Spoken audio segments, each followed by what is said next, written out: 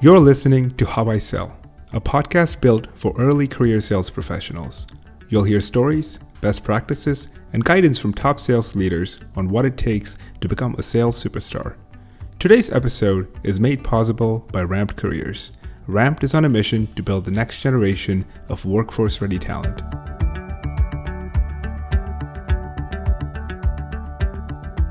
All right.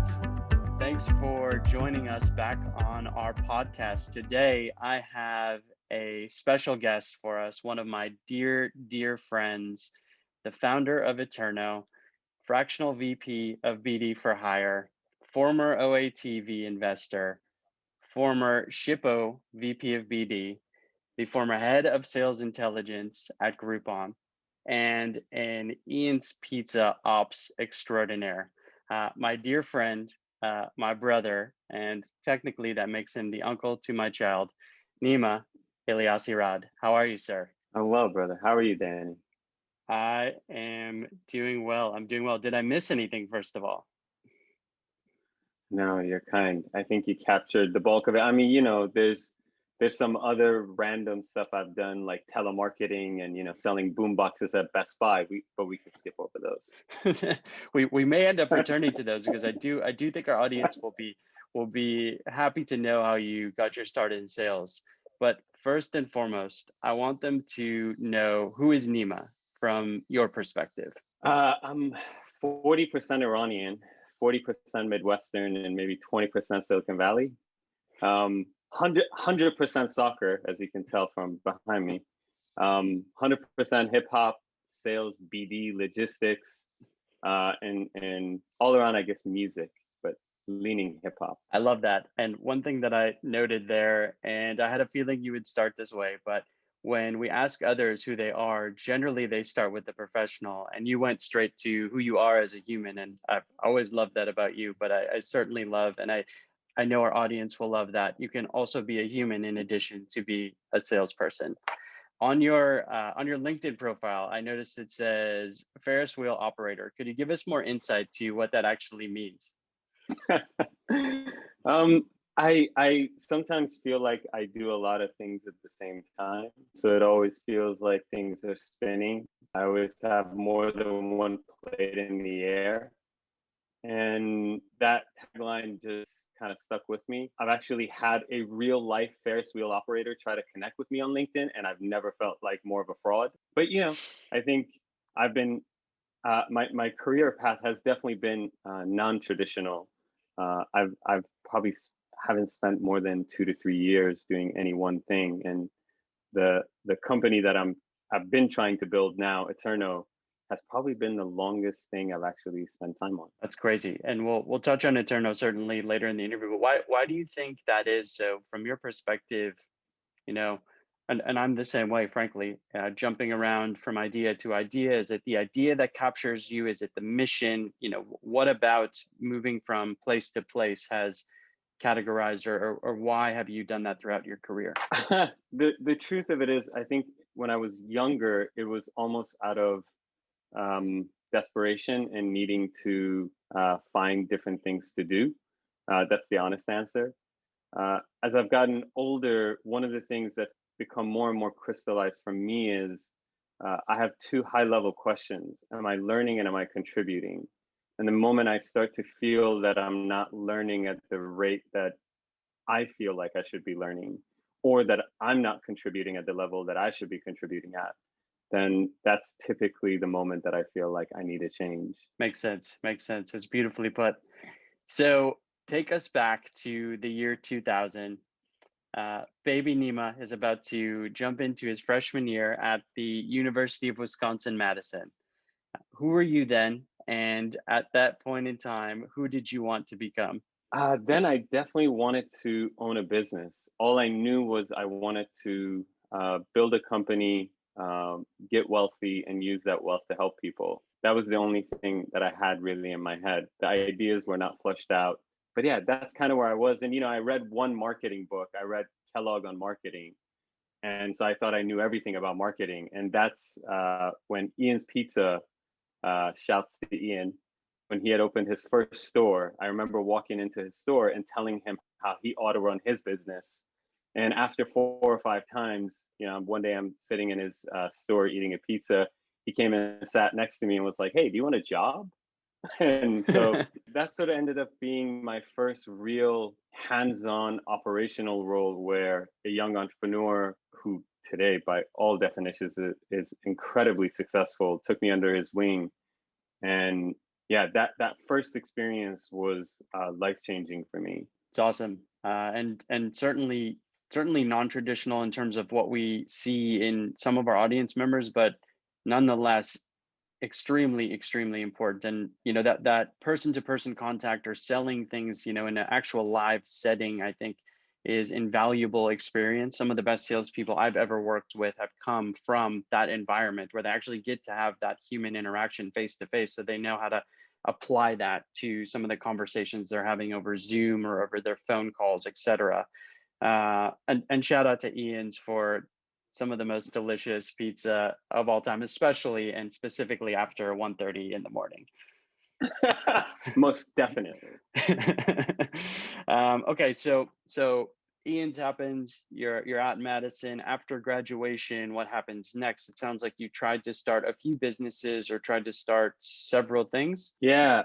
So right out of school, like everybody else, I went and got a day job, and then I would come home 5:30, 6 p.m. and start working on my own ideas every night until 10:30, and that's the only way I knew how. So I did that for a couple of years, and I remember reading an article by Brad Feld, and that was sort of my first introduction to venture capital. I actually didn't know that you could go and ask people for money. So through Brad Feld, I learned about Fred Wilson, and I learned about Bryce Roberts. Fred Wilson of Union Square Ventures and Bryce Roberts of OATV/NDVC. So I just studied the hell out of anything these people wrote. What they were doing seemed aspirational to me. That was sort of when I set my goals on, hey, maybe someday I can become a venture capitalist. And what I was sharing with you earlier about wanting to build a business and hopefully generate some wealth and use that wealth for good. I felt that venture capital was this tool that by virtue of using that tool, you were helping other people build businesses and create jobs and create wealth for others. So it almost felt like a leverage tool that would help me get there faster. So in that process of learning about venture capital, I got much more interested in finance as a whole. So I started learning more about corporate finance and the history of finance and the history of debt, and how ultimately financial instruments are created and always sold first before they're bought. Yeah, that makes sense. And so this all seems a bit of kind of to the side or next to sales. So when we think about sales from your perspective, did you find sales or did sales find you? I think sales found me. I mean, my first real sales job was, I referenced boomboxes. My friend Olivier got me a job at Best Buy, and I started selling, I was in the audio department. I still love audio things. I was a huge hit with grandmas, crushed, every the $100 to $150 boombox was like my market. I was selling that like there was no tomorrow, but I was also passionate about it. I genuinely knew what the product was. And again, like now looking back, those are exactly the kind of things that you need to sell. I think anytime I come across someone who, whenever they say, oh, I'm not a good salesperson, or I don't know how to sell, the question I ask them is immediately, what are you passionate about? And then like whatever they say, right? Like Twitter, Facebook, it doesn't matter. And then I'm like, cool, tell me about it. And then they start talking about it. I'm like, you just sold me on whatever you were just talking about. It's just, if you're into it, you can sell it. If you're not into it, it's a lot harder.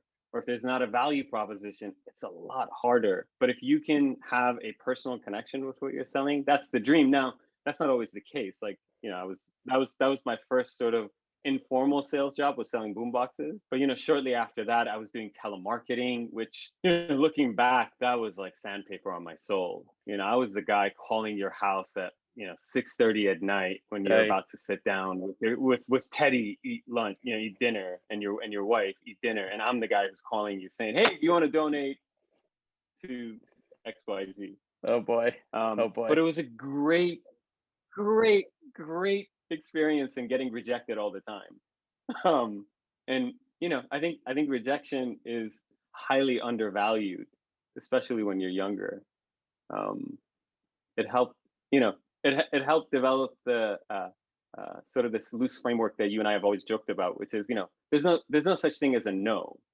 There's just yeses and soft yeses in sales, unless we disqualify the prospect. But if we've qualified you, then there's only a yes or a soft yes. It might take 5 years for you to get to a hard yes, but we'll start with the soft yes. Yeah, the action there is just, set the task for 6 months out, and then another task for 2 years out, and make sure you're following up so that they remember you, your face, your persona when you call them. And then the other thing I noticed is in your boombox sales adventure, it seems like you nailed your ideal customer profile. If you're talking to the 65 and older grandmas, then you, whether you knew it or not, you honed in on who was your buyer and you attacked them, and that was your thing. I definitely didn't know it, but it kind of worked out. Lucky for me. That's great. So we know we know that sales kind of found you, and you liked finance. Where did the merger happen? Where did the combination? Obviously, next up is Groupon, or around that time, and that's where we synced up. But where was the merger, and how did you express that? Honestly, the probably the biggest break in my career came when I joined Groupon. So that pathway to finance, as I was mentioning, one of the businesses that I launched that actually worked was sort of a mini hedge fund. We had some success in 2008, but then liquidity dried up. So we had to figure out what to do. We closed shop. I ended up going to grad school. I built another model in grad school. Once I graduated, I was trying to sell that model to, bigger hedge funds like the Shaw, so on and so forth. 3 months out of school, didn't have a steady income.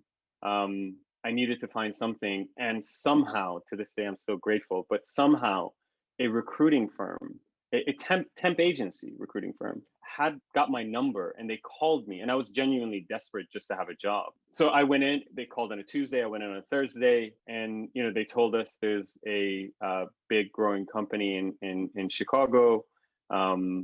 Turned out to be Groupon, that they're looking for sales reps. And again, being desperate for a job, I just took it. I joined the mobile division, which was new at the time, called Groupon Now, which I'm sure you remember. So I was one of the first in the first cohorts of sales reps for Groupon Now.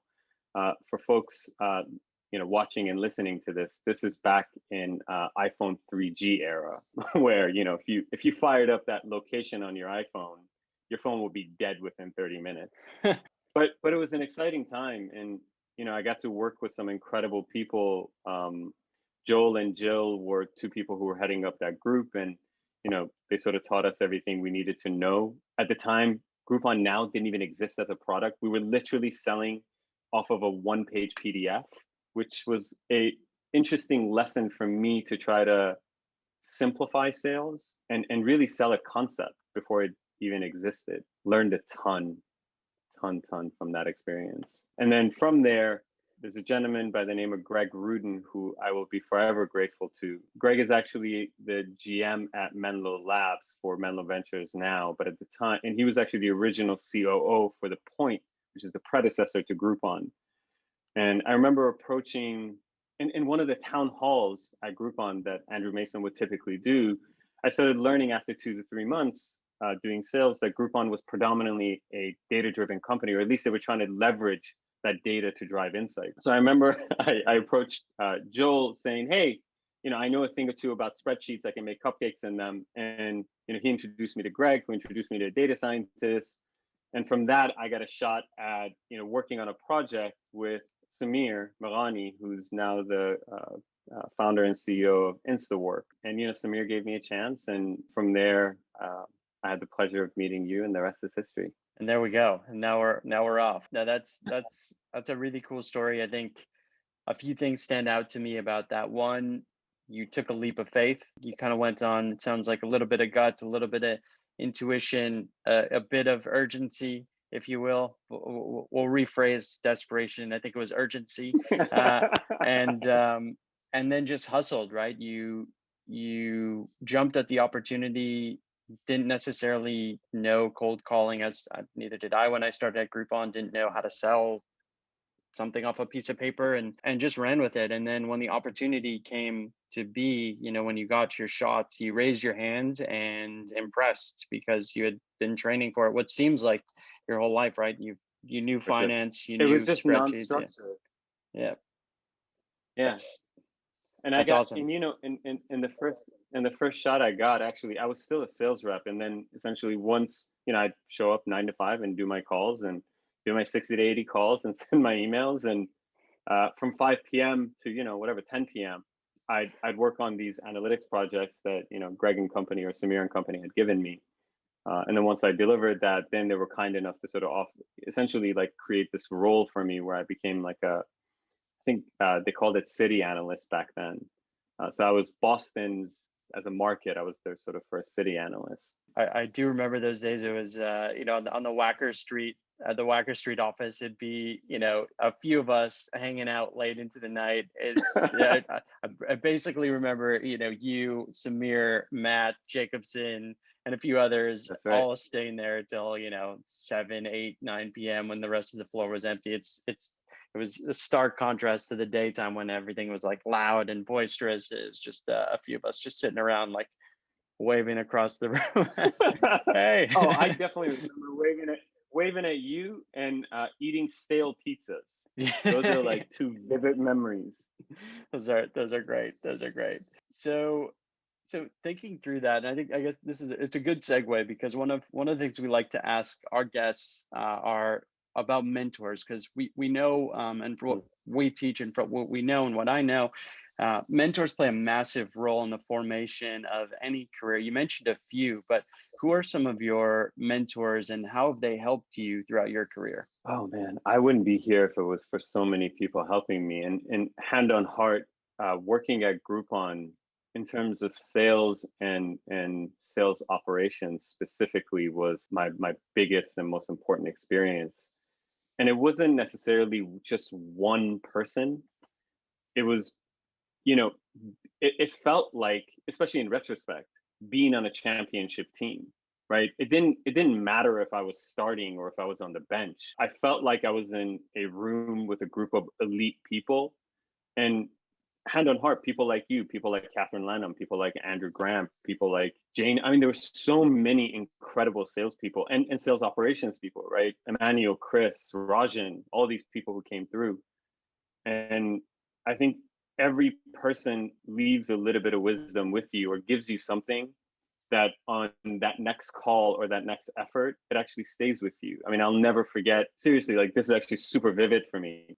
Catherine Lanham, who's one of the best salespeople I've ever had the privilege of working with.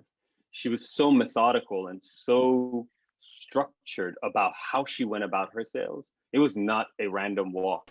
Her days were planned out. It was very structured. She'd crush 60 calls a day when most would struggle to make 10. And she would do it with ease, right? But she had a very sort of methodical procedure for how she went about it. Yeah, so all these people, it just kind of adds up. It's never, despite the headlines, it's never this one thing that happens. It's often many, many, many, many, many small things that compound. And then all of a sudden that growth, there's sort of a step function. So it's never this straight line. It's almost like this slow wave, weavy situation that goes on. And then there's like a step function where everything sort of clicks in. And I suppose one main thing I've learned, and I would definitely impress upon younger folks watching and listening, is it's not about the number of times you succeed. It's more about the magnitude of your success. And so much of that is just trying and trying and trying and failing. I mean, by the numbers, I've no doubt failed at 99.9 into infinity of the things that I've attempted. You just need a handful of things to work out in a given year to sort of make your year. And you really taught me this. I mean, you've been one of the best coaches I've had, especially, or that I've had even the privilege of working with and witnessing. But putting in that activity, yeah, we're talking about practice, right? Like putting in the work actually matters. It might feel like sandpaper on your soul every day, but one day that water breaks through the rock. Yep. And then you make it. We're talking about practice, man. You're making me blush a little bit too. It's true. Uh, um, so that's awesome. And yeah, I mean, Groupon is such a magical experience to be. It was really a privilege to work with so many A players, and shout out to Lena, wherever she is now, because there would be times when the room would stop in awe of her cold calls. You know, there'd be like For real. a pod around her, whether she realized it or not, just listening in to how she just dominated some of those calls. So that was really special times, or that was really a special time. So okay, so Groupon happens. You've got your crew of mentors. Now you're ready to supercharge the next part of your career. You jump out to Silicon Valley and become, you know, this BD whiz, right? You pick some awesome companies. You've got Shippo. You've got a bunch of other companies, and then you go on to. I'm making this sound easy, by the way. And you go on to launch your business, Eterno, your passion project, which has turned into a business. So how did that come to be, and what did you pull on the sales road to get it to where it is now? I mean, once my wife and I moved to Silicon Valley, the dream then was to become a venture capitalist. I didn't know anyone. I didn't have a network. So that, you know, it was back to sales 101, showing up to really 5 days a week after work, showing up to, you know, different meetups, trying to build my network, writing cold emails to anyone and everyone I could get a hold of. Through that process, you know, through a friend of a friend, I got introduced to Ben Narrison, who now is a venture partner at NEA. Ben and I connected right away. He's a sales guy. I'm a sales guy. We spoke the same language. He was kind enough to introduce me to a handful of his portfolio companies. I got to work with a few of them. And, you know, one thing added to another and another and another. And, you know, I ended up first contacting the founders of Shippo to see if I could be an advisor to them. They were kind enough to give me a full-time offer. I joined. That has been, without a doubt, one of the best experiences, career experiences for me personally in terms of growth. The same way, you know, working at Ian's Pizza and working at Groupon was. Again, it was one of those step function events for me personally. You know, I'd never done parts sales, transactional sales, but I hadn't done parts, and I'd never done, you know, $1 to $30 million annual deals. And so that itself, again, it's this going back to, am I learning and am I contributing? It was genuinely a learning experience for me, where I had to reach out to OGs and try to learn from them. How do you actually sell a contract that's 30 million, right? It's one thing to sell a $100 boombox, but how do you sell a contract worth 20 million, 10 million a year to somebody who has many different stakeholders? And, you know, we're joking about sales cycles taking long. I mean, some of the deals that have come to fruition for me this year, genuinely, I started those relationships 5 years ago. And that's just what it is. Sometimes it takes time. Big company, you know, understanding who you're selling to, and understanding that, you know, life and relationships are longer than a one-time transactional sale, I think has been the biggest learning in sales in general for me. Don't treat stuff as transactional, even if it is transactional, even if it is a one-time sale. If you have the opportunity to learn about the person that you're speaking with and or the organization you're speaking with, what motivates them, what drives them, and tailor your solution to help them, I guarantee you'll increase the odds of your success. I'll share a personal anecdote of a story. This gentleman by the name of Holger, he's an OG BD person. He's been everywhere from T-Mobile to Foursquare to Postmates, now at Google. You know, I had the privilege of sort of having a session with him and learning the ropes about, you know, how do you do proper business development? How do you do proper partnerships? And he shared this one nugget that's just completely stuck with me. And he said, if you're not spending a third of your time researching, you're not doing your job. And that was almost foreign to me. You know, I always felt like, okay, Danny, he's my target. I need to go after him. Or, you know, maybe I'd look at his LinkedIn, but that would be it. Now I'm going to look at, you know, Who's Danny Leonard? Where did he go to school?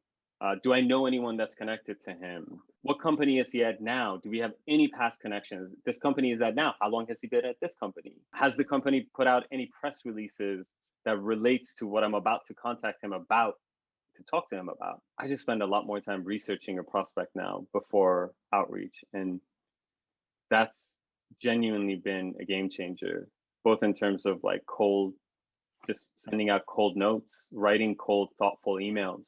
Sometimes, again, this might sound crazy, and maybe it's just me, but sometimes it takes me an hour to write a 2-line email.